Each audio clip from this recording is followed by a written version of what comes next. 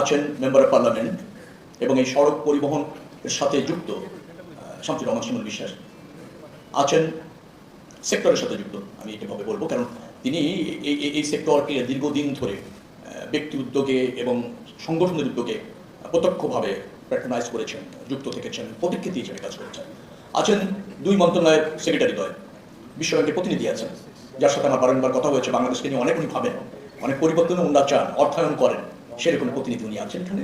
মহিন্দরা যারা আছেন এই পরিবহনের সাথে যুক্ত, এই মন্ত্রণালয়ের সাথে যুক্ত, এবং যারা সবসময় এই মন্ত্রণালয়ের পাশে থেকে নিরাপদ সড়ক প্রতিষ্ঠার ক্ষেত্রে অগ্রণী ভূমিকা পালন করছেন, অলমোস্ট সবাই এখানে আছেন।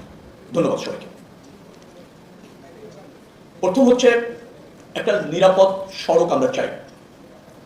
সড়কে প্রতি বছর দুর্ঘটনায় মৃত্যুর হার বাংলাদেশে খুবই অ্যালার্মিং, ৫,০০০-এর কাছাকাছি।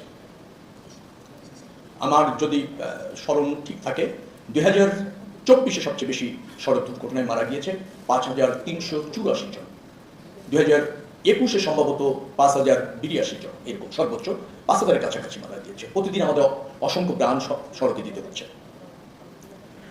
আজকে যে প্রকল্পটির যে অংশটা আজকে আপনারা দেখছেন এই অনুষ্ঠানের, সেটা বিশ্ব ব্যাংকের অর্থায়নে, আমি আবারও বলছি, এবং জিওবির অর্থায়নে।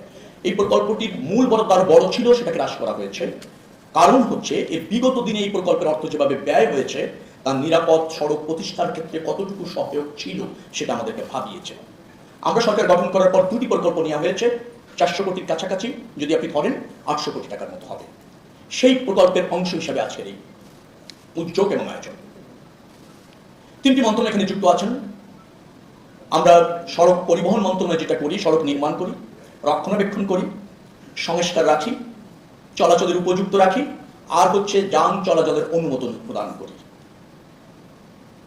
হাইওয়ে পুলিশ এখানে আছেন স্বরাষ্ট্র মন্ত্রণালয় থেকে, তারা সড়কের যানবাহন চলাচল ব্যবস্থাপনা করে।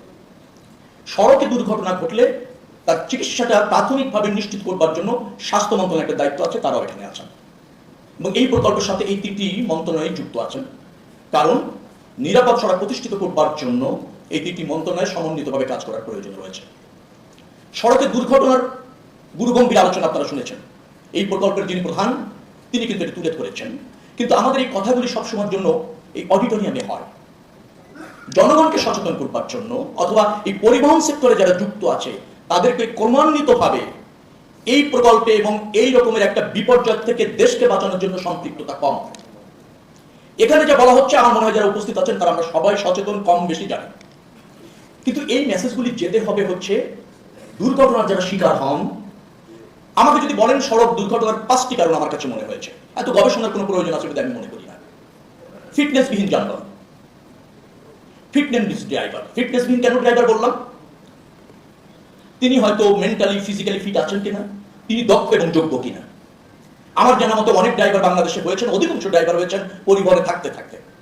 একসময় হেল্পার ছিলেন, পর্যায়ক্রমে স্টিয়ারিং ধরতে ধরতে তিনি ড্রাইভার হয়ে গিয়েছেন। তিনি গাড়ি চালানো যা বোঝেন, হাইওয়েতে বা সড়কে কি বিধি মেনে, কি নিয়ম মেনে গাড়িটা চালাতে হয়, সেটা কতটুকু জানেন সেটা সম্ভব আছে। কিন্তু এই প্রকল্পে তার প্রশিক্ষণের ব্যবস্থা করা হয়েছে। তাকে আবার শারীরিকভাবে ফিট কিনা সে ব্যাপারে ওই প্রকল্পের মধ্যে আপনার কাজ রয়েছে, সেটা করা হচ্ছে। আরেকটা হচ্ছে জনসচেতনতার অভাব। আমরা যখন সড়ক পার হই, বাজার এলাকায়, আমাদের হাইওয়ের পাশে অনেক বাজার আছে, স্কুল আছে, কলেজ আছে, সাময়িক বাজারও আছে, আবার ধরেন একবার বিদ্যমান বাজার আছে। আমরা জনগণ যারা হয়, রাস্তা পার হওয়ার সময় ডানে এবং বায়ে তাকে তিনি একটা মেজারমেন্ট করে ফেলেন যে যতটুকু দূরে গাড়িটা আছে তিনি নিরাপদে হয়তো দৌড় দিয়ে অথবা জোরে হেঁটে পার হয়ে যেতে পারবেন। এই মানসিকতা আমাদের জনগণের মধ্যে আছে। পাশে ওভারপাস আছে, যাচ্ছেন না, পার হচ্ছেন না, উঠতে চাইছেন না, তার মানে হচ্ছে জনসচেতনতার অভাব আছে। আরেকটা আছে সীমাহীন গতি, অনিয়ন্ত্রিত গতি, আছেন হেলমেট ব্যবহার না করার প্রবণতা। এই কয়টি কাজ যদি আমরা করাতে পারি এই প্রকল্পের মাধ্যমে, তাহলে এই প্রকল্প সার্থক। এবং আমাদের যে অঙ্গীকার রয়েছে 2030 সালের মধ্যে এই 5,000-এর কাছাকাছি লোক প্রতি বছর জীবন দিচ্ছে, তা অর্ধেকে হ্রাস করা, তাহলে সেটা সম্ভব হবে। এই মুহূর্তে আমাদের প্রয়োজন রয়েছে একটা কম্প্রিহেনসিভ নিরাপদ সড়ক আইন, যেটা আমরা 2027 সালের ডিসেম্বরের মধ্যে করতে চাই। তো একই সাথে যদি ড্রাইভারদের প্রশিক্ষণ দেওয়া যায়, এর আগে আমরা যেটা নিশ্চিত করেছি, বিআরটিএর চেয়ারম্যান এখানে আছেন, যে বাসের বয়স আয়ুষ্কাল 20 বছর আমরা নির্ধারণ করেছি, ট্রাক 25 বছর, এটা আমরা নির্ধারণ করেছি। আমরা ইতিমধ্যে স্ক্র্যাপ এবং রিসাইক্লিং এর একটা নীতিমালা চূড়ান্ত করেছি, কার্যকর করতে চলেছি। আমরা ডাম্পিং স্টেশন করছি, ফিটনেস বিল গাড়ি সেখানে গিয়ে নিয়ে যেতে চাই এবং রিসাইক্লিং করতে চাই এবং স্ক্রাবিং এ নিয়ে যেতে চাই। এটা ছিল না, এই সরকার করেছে। অর্থাৎ যেভাবে আমরা কাজ করছি তাতে সড়ক দুর্ঘটনা হ্রাস পাবে, এটা আমরা মানে দায়িত্বই নিয়েছি, এটা আমাদের সফল হতেই হবে। আজকে যে অ্যাম্বুলেন্স দেওয়া হচ্ছে, বাইক অ্যাম্বুলেন্সও দেওয়া হচ্ছে, আমি যেটা দেখলাম, যাতে দ্রুততম সময়ের মধ্যে ওখানে একটা চিকিৎসা নিশ্চিত করবার জন্য কিছু ইনস্ট্রুমেন্টস নিয়ে মোটরসাইকেলে পৌঁছায় যেতে পারে। আবার আমাদের হাইওয়ে পুলিশের সংখ্যা এত কম যে তারা প্রায় 45 কিলোমিটারের মধ্যে, আমি যতটুকু জানি, একজন না 3 জন হবে, আমি ঠিক বলতে পারছি না এই মুহূর্তে, অন্তত পুলিশ লুক আপ করতে পারে, যেটা সাফিসিয়েন্ট নয়। তাদের ভিকেদার অভাব আছে, 80টা মোটরসাইকেল এখানে মনে হয় কিনা হয়েছে বা যুক্ত করা হয়েছে। আমি বলতে চাইছি যে আমাদের এই 3টি মন্ত্রণালয়ের দায়িত্ব রয়েছে। বিশ্ব ব্যাংকের এই সহায়তা বা ঋণ সহায়তা সেটা জনগণকে পে করতে হয়। জনগণের অর্থ এখানে আছে জিওবি ফান্ড থেকে, সেই অর্থ বরাদ্দটার জন্য নিরাপদ সড়ক প্রতিষ্ঠার জন্য কাজে লাগে। আপনারা যাদের সাথে যুক্ত আছেন এই প্রকল্প, এই মন্ত্রণালয়ে আমি দায়িত্বপ্রাপ্ত মন্ত্রী, আমাদের সবার কমিটমেন্ট হবে যে 2030 সালের মধ্যে যেন সড়ক দুর্ঘটনা আমরা অর্ধেক হ্রাস করতে পারি। সেটি যদি না হয় তাহলে আমাদের এই সব প্রচেষ্টা সব অর্থ উৎসঙ্গে যাবে। আমরা এই প্রকল্পটা 2টি অংশ, এটা প্রথম অংশ কিনা আমি বলতে পারবো না, সেক্রেটারি আপনি বলতে পারবেন। দুটি প্রকল্প আমরা নিয়েছিলাম আমরা এই গত 6 মাসের সরকারের সময়। এটা কি প্রথম না দ্বিতীয় হবে? প্রথম। এটা প্রথমটি, অর্থাৎ 400 কোটি টাকার কাছাকাছি একটা প্রকল্প ছিল, যেটা আমাদের পার্সেস কমিটিতে পাস করেছিলাম।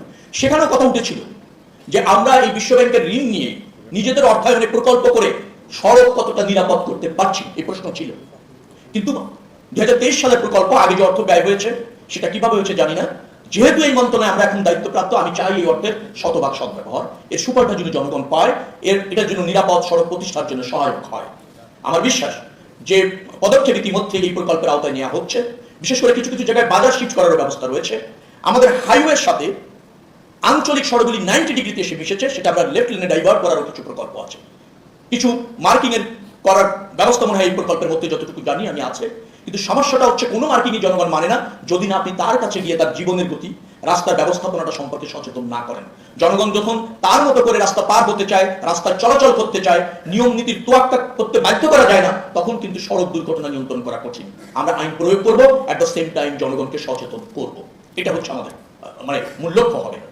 আপনারা যারা আজকে এখানে উপস্থিত হয়েছেন, আমরা অ্যাম্বুলেন্সগুলি স্বাস্থ্য মন্ত্রণালয়ের কাছে হস্তান্তর করছি, প্রতিমন্ত্রী এখানে আছেন। আমরা চাইবো হাইওয়ের পাশে যে সমস্ত হাসপাতালগুলি আছে সেখানে আলাদা ইউনিট একটা থাকবে এবং 10 কিলোমিটারের মধ্যে একটা অ্যাম্বুলেন্স আমাদের রাখার যে পরিকল্পনা আছে সেটা আমরা নিশ্চিত করব। কিন্তু অ্যাম্বুলেন্সগুলি যথাযথ সুবিধা নিয়ে আহত হওয়া বা দুর্ঘটনা কবলিত ব্যক্তিকে যাতে প্রাথমিক এবং প্রয়োজনীয় সেবা নিশ্চিত করতে পারে সেই প্রস্তুতিগুলি হাসপাতালে থাকতে হবে। কয়েকটা ট্রমা সেন্টার আমরা করছি, পাশাপাশি অনেকগুলি ট্রমা সেন্টার আছে, সেগুলি অকেজো আছে, সেটাকে আমরা সচল করার চেষ্টা করব। আমরা আশা করছি এদেশ আমাদের, এই সড়ক নিরাপদ করার দায়িত্ব আমাদের। আমরা নিজে সচেতন হব, যারা দায়িত্বে আছে তারা দায়িত্ববান থাকবো, আর যারা জনগণ আছে তাদেরকে সচেতন করে নিরাপদ সড়ক প্রতিষ্ঠিত করব। এটাই হোক আজকের দিন আমাদের অঙ্গীকার। এই প্রত্যাশা ব্যক্ত করে আপনাদের ব্যক্তি জীবন এবং কর্মতৎপর জীবন প্রত্যাশা করে সবাইকে শুভেচ্ছা জানিয়ে শেষ করছি। আল্লাহ হাফেজ। বাংলাদেশ জিন্দাবাদ।